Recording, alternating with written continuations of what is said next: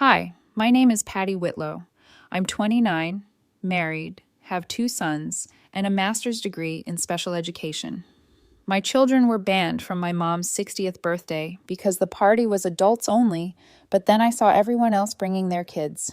Your children wouldn't fit in, my mom said, so I left early. The next day I did this, and everyone went crazy.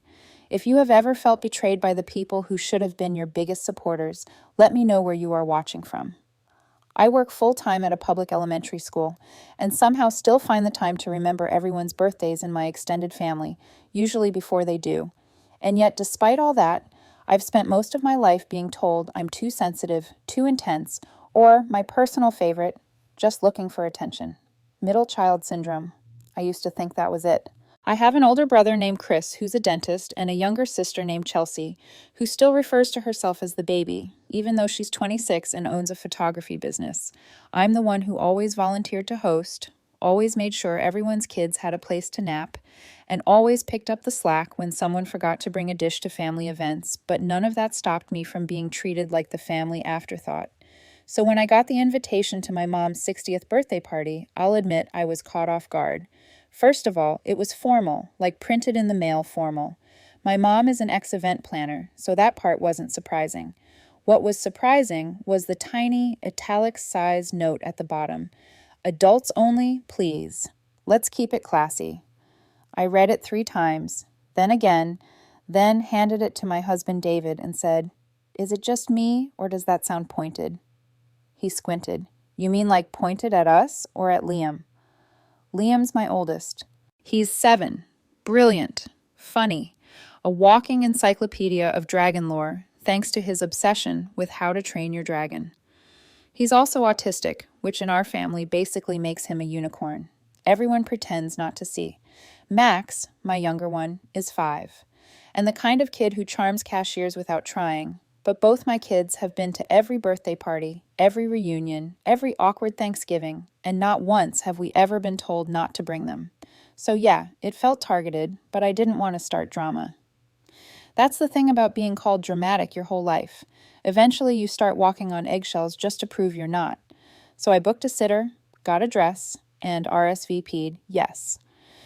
The party was held at this upscale winery just outside of town. Very Instagram birthday. Valet parking, string lights, a cake so big it probably had its own zip code. I walked in alone, already a little on edge from the whole exclusion thing, and then I saw it, the kids' table. Balloons, tiny plates, folded name cards with glittery marker letters, and sitting there laughing, eating cake, having the time of their lives, were my nieces, nephews, and half a dozen cousins' kids. I stood frozen in the doorway, like someone had slapped me. Not metaphorically, I mean actually slapped me, because I didn't misunderstand. I wasn't overreacting. I was excluded. My kids were excluded. I tried to give her the benefit of the doubt. Maybe something changed last minute. Maybe she told me it was adults only and forgot to tell everyone else. That would be bad, yes, but maybe not malicious. Then I saw the balloon artist and the magician, and the freaking puppet stage. I found my mom near the patio, drink in hand, laughing with Chris and Chelsea. She looked surprised to see me. "Patty," she said, like I was the one who showed up uninvited. "Isn't this beautiful?" I didn't waste time.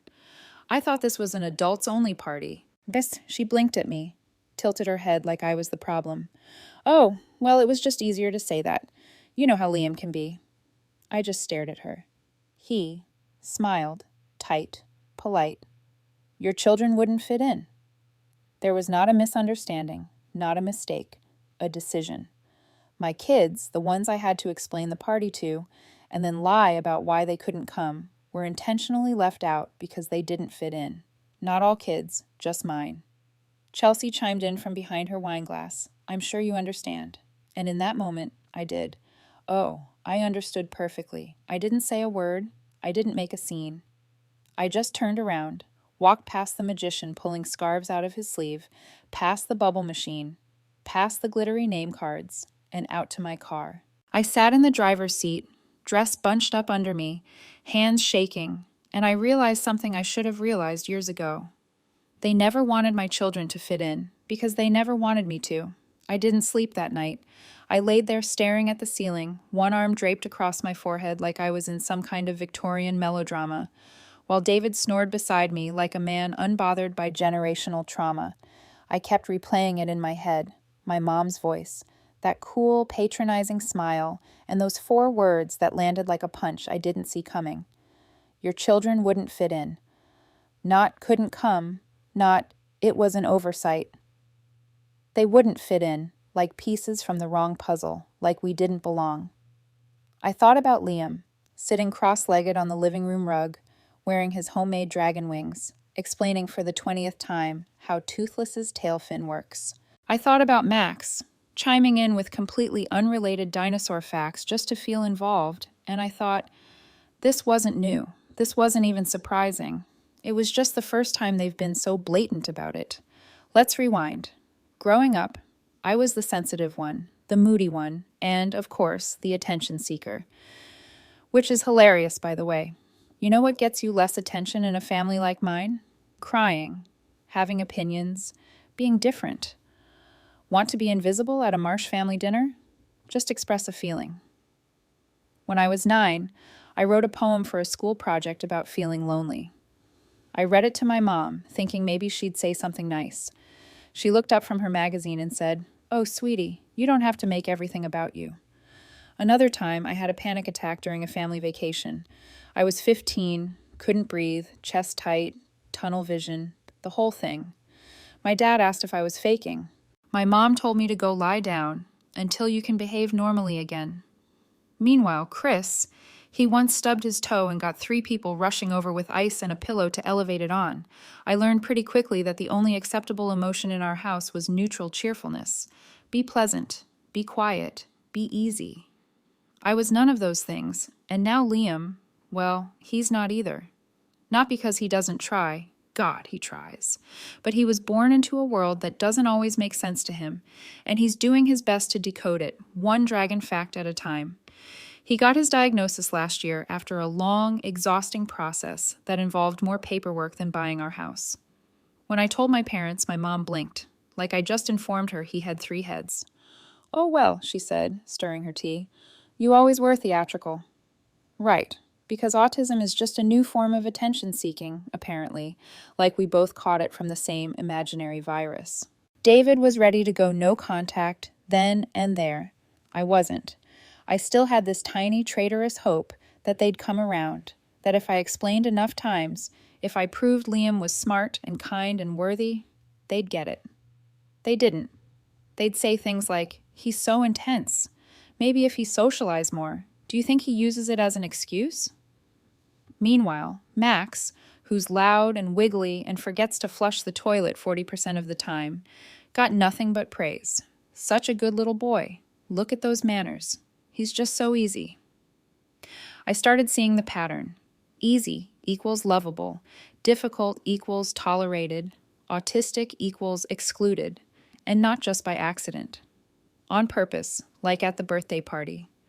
I didn't get it at first, but now I do. That invite wasn't about keeping things classy. It was about keeping things comfortable for them.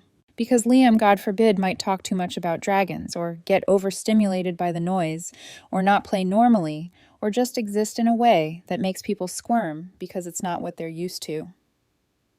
But you know what else makes people squirm? Truth. And the truth is, my family has never known what to do with me either. When I got a scholarship to college. Wow, didn't expect that. When I bought our first house. Must be nice to have a husband who handles money well. When I started teaching, oh, so you just play with kids all day.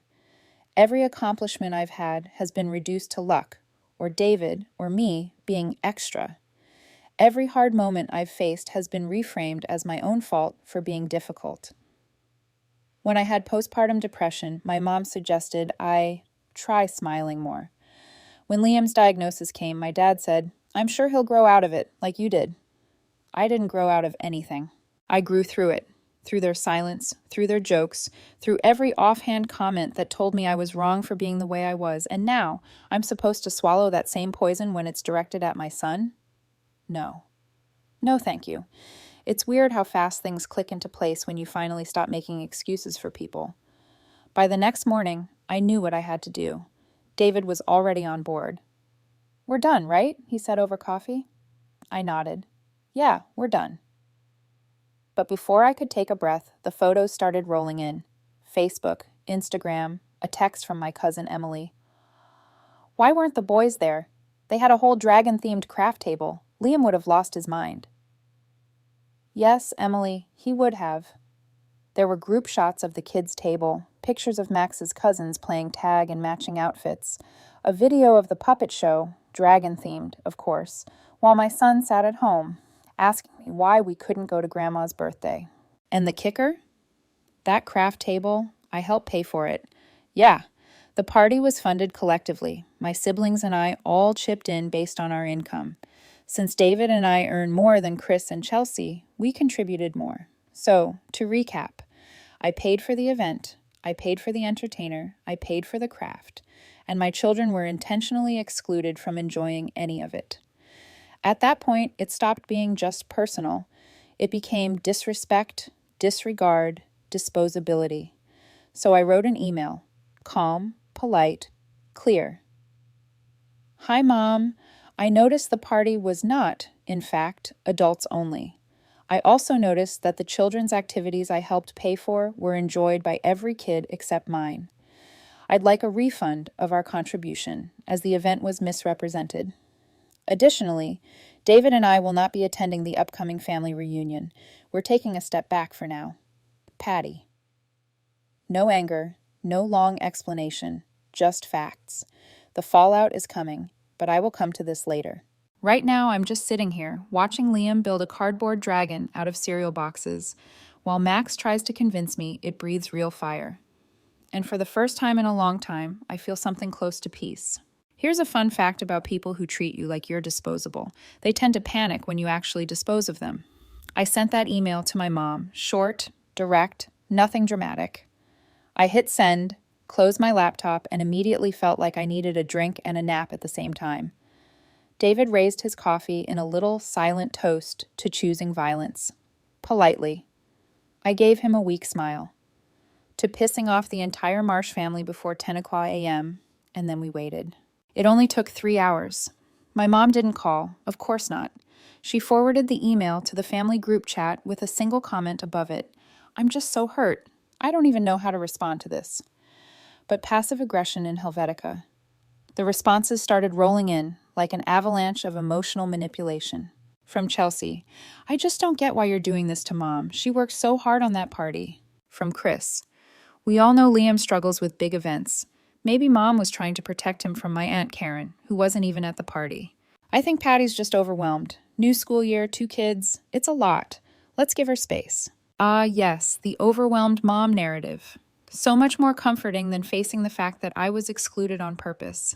I didn't reply. I let them talk, which, if you've ever been labeled difficult, is apparently the worst thing you can do. It is silence that's power, and they hate when you finally learn to use it. By the next day, my mom broke and texted me directly. "I'm sorry you felt hurt. That wasn't my intention.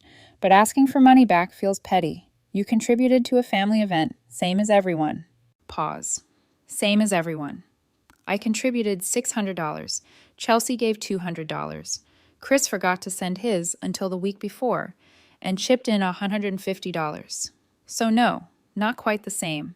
Also, I didn't get the same as everyone. Everyone else's kids got a party. Mine got a babysitter. I showed David the text. He muttered, "Should have sent an invoice instead." I was tempted. I wrote back, "It's not about the money. It's about being lied to. If you wanted my kids excluded, you should have had the spine to say that. But telling me it was adults only, then hosting a literal puppet show, that was intentional. I'm just adjusting my involvement accordingly." She didn't answer, but you know who did? She FaceTimed me, looking very proud of herself for taking the high road, which apparently involves a half glass of rosé and starting every sentence with, "I'm just trying to help." "Rach, seriously, can we talk about this without making it a thing?" I blinked. "Without making what a thing? You mean the part where my kids weren't invited to a party I helped fund?" She sighed. "You always do this. You make everything about exclusion, about Liam. It's exhausting." Exhausting. There it was again. My feelings. Exhausting. My kids' neurodivergence. Exhausting. My refusal to shut up and smile through it all. Exhausting. I didn't yell. I didn't cry. I just said, "We're done pretending this is normal. Tell Mom I meant what I said."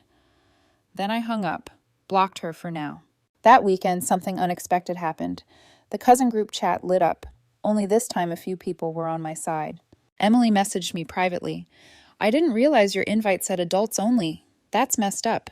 Then Sarah, who's had her own drama with my mom in the past, texted, "I'm proud of you. I know how they are." Apparently the news had started to spread. The adults-only party was only adult-free for my children. The rest of the family had no such restriction, and people were talking. By Monday, my mom tried a new approach. She called David. She skipped me entirely and called my husband, who, by the way, had been about 2 seconds away from cutting them off a year ago. He only kept going to family events because I begged him not to make things harder. This time, she got him on speaker while he was changing a light fixture in the kitchen. He barely said anything, just listened while she cried about losing her daughter and feeling attacked. Then she said, "I know Patty listens to you. Can you please help her understand how much she's hurting everyone?" He turned off the light, paused, then said, "No, she understands perfectly. You're just upset she finally stopped letting it happen." Then he hung up. When he told me, I didn't say anything right away, just stood there staring at him like he was an entirely new species of human. Because in that moment I realized he's the first person who's ever backed me without conditions. I was taught love meant tolerance, endurance, emotional gymnastics. David taught me love is safety. On Tuesday, my mom sent one last message. "If this is really what you want, to tear the family apart, then I guess there's nothing I can do.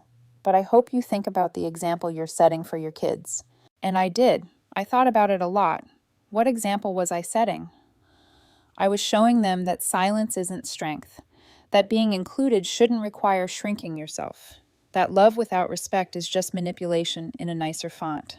That afternoon I replied, "The example I'm setting is that boundaries crisser, that love isn't earned by enduring cruelty, that my children don't have to twist themselves into something palatable to be welcome. You didn't just exclude them. You made them feel like misfits in a family that should have loved them loudest. That's not a misunderstanding. That's a choice. And now I'm making mine. No signature, no emoji, just truth." And then I blocked her too. The family reunion is falling apart. It was supposed to be in 2 months. The Airbnb isn't booked. The spreadsheet isn't made. No one's coordinated meals, activities, or travel. Because guess who used to do all that? Me. Patty, the attention seeker. Patty, the dramatic one. Patty, who apparently is only valuable when she's silently useful. Without me, the glue is gone and the cracks are showing.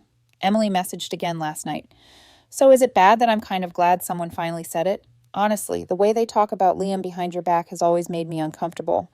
Behind my back, of course, but not anymore. I'm not a secret. My son isn't a shame, and my silence is no longer available for rent. You'd think blocking my entire immediate family would be enough to make the message clear. But no, they doubled down. Because people like my mother don't retreat when called out. They regroup. And people like my sister, they turn the group chat into a battle strategy session. So when I saw David standing by the window one Saturday morning, mug frozen halfway to his mouth, I knew something was off. "You're not going to believe this," he said. I looked up from Liam's cereal-spilled science project. "If it involves clowns, emotional blackmail, or Chelsea, I'll believe it." He stepped aside. There they were, all 3 of them, my mom, Chris, and Chelsea, standing on my front porch like they were filming an intervention episode of Dr. Phil, Narcissist Edition. "Don't answer it," I said instinctively, but David was already halfway to the door because he lives for this kind of chaos. He opens it just enough to say, "She doesn't want to talk to you." My mom speaks through the gap like the ghost of every passive-aggressive PTA mom. "We just want to make things right." Right. That's rich. Because making things right apparently involved Chris saying, "You made Grandma cry," and Chelsea blurting, "This is literally going to destroy the reunion." That's what they were worried about. Not my kids. Not the exclusion. The reunion. I didn't go to the door. I didn't even get off the floor. I just sat there with Liam, gluing glitter to cardboard wings, while my family tried to gaslight me from the lawn. Eventually, they gave up. David closed the door. Liam said, "Why was Grandma yelling?" I said, "She thought she was in charge." He nodded solemnly and went back to gluing. The next hit came online. See, our extended family uses this private forum, a message board from the early 2000s that somehow never died. Think of it like Facebook's awkward, nosy cousin. It's where we post reunion plans, birthdays, prayer requests, and the occasional passive-aggressive meme. Chelsea posted first, a long, sighing message titled, "Family Isn't Supposed to Hurt." Started with, "I debated whether to say anything, but silence enables division." We all know there's been tension lately. Some people have chosen to withdraw from the family and lash out over things that could have been handled with grace. Handled with grace. Let me translate. I was supposed to smile while they excluded my children and handed me the bill. The post went on to say I demanded money back like it was ransom, refused to forgive honest mistakes, and attacked Mom during her milestone birthday. The comments were a mixed bag. Some of the older relatives, people who hadn't seen me since 2014, chimed in with supportive pats on the head. Family is hard, but you only get one. Sounds like someone needs Jesus and a nap. I didn't comment. Not yet. Because when you've spent your whole life being accused of overreacting, you learn to gather receipts before you speak. The next morning, I posted one reply. Just one. I titled it simply, "Setting the Record Straight." Then I attached a PDF. It included a screenshot of my invite, adults only, let's keep it classy, a photo from the party with the glitter-covered kids' table, balloon artist, and magician, my Venmo transfer of $600, labeled Mom's 60th per family split, a list of past contributions I'd made, $400 toward the last reunion Airbnb, $300 for Christmas dinner 2 years ago, $250 for Grandma's 85th birthday cake. A redacted message from my mom, joking, "Well, you were always a little dramatic. Liam gets it honestly." And then my note, I wasn't the one who ruined the reunion. I just stopped organizing it. I wasn't the one who divided the family. I simply pointed out a truth everyone was too polite to say out loud. Not all of us were ever fully accepted here. Some of us were tolerated. Some of us were watched. And some of us were quietly pushed aside. My son wasn't excluded by accident, and I'm not staying quiet about that anymore. Then I logged out. I didn't go back to see the comments, but David peeked. Apparently, it broke the forum. Some relatives messaged me privately, thanking me. Others stopped responding altogether. A few texted my mom their support, and one of the older cousins asked if we were still doing the reunion or what. Spoiler, we were not. No one stepped up to host. No one could agree on who was in the group chat or who was causing tension. The whole thing fell apart like a Jenga tower built on denial. So we hosted our own party. Not a reunion, just a birthday. Liam turned 8. We didn't invite everyone. Just a few people who'd stood by us. Emily and her kids, my coworker Marla and her wife, a couple neighbors, and Aunt Lucy, who quietly left the forum and mailed Liam a card that said, "You fit in exactly as you are." He wore his dragon wings, of course. Max insisted on being a fire wizard. They had a scavenger hunt, a cupcake bar, and a homemade piñata shaped like a volcano, which Liam lectured us about for scientific inaccuracies before gleefully smashing it. It was small, peaceful, cheerful. At one point, Liam turned to me, frosting on his cheek, and said, "Mom, I really like this party. It's the kind that doesn't make me tired."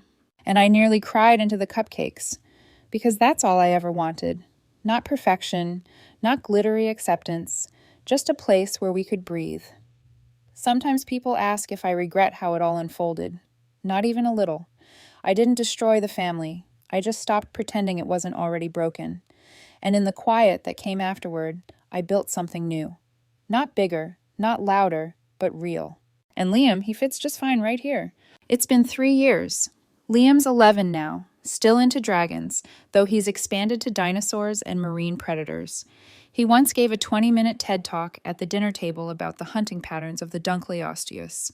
Max pretended to fall asleep halfway through, but they both ended up laughing so hard they cried. David and I moved last year. New neighborhood, bigger yard, no emotional landmines buried under family gatherings. And the people who come to our home now, they're the ones who choose to show up with love, not expectations. The reunion never recovered. There are still 2 separate family group chats, I think. I'm not in either. Chelsea sent a Christmas card once. I didn't open it. My mom, She still tells people I distance myself. She's not wrong. But the distance saved me and Liam, and that's what Chris hurts most. So what do you think? Did I do the right thing? Was I too harsh or not harsh enough? Let me know in the comments. And if you want to hear more stories like this one, hit subscribe.